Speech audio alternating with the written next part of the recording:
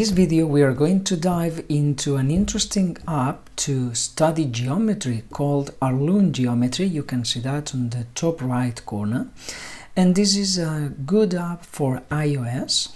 If we go into it, we can see both sections. There are a couple of sections, Learn and Exercises. We are going to know what's going on in the Learn section because exercises are just to practice and we want our students to understand concepts. So we go in, we choose, for example, prisms, and we are going to work with a pentagonal prism. So as you can see, they can visualize how a pentagonal prism is in 3 dimensions.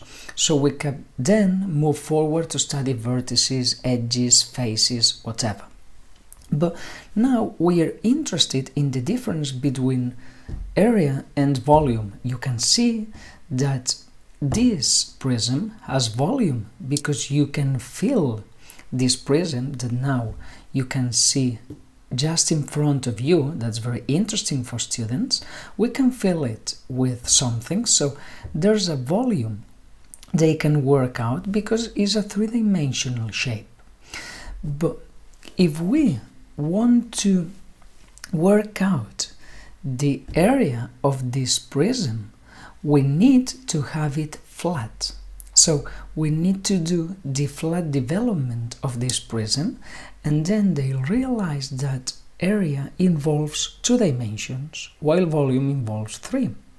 Now they can measure, for example, and work out the area of these rectangles. This is the width of the rectangle, 1.8 centimeters, and they can measure, for example, the height of the pentagon of the rectangle and then work out the whole area of this prism. And then when they introduce the concept of area, we can go back to the volume, to the 3-dimensional volume.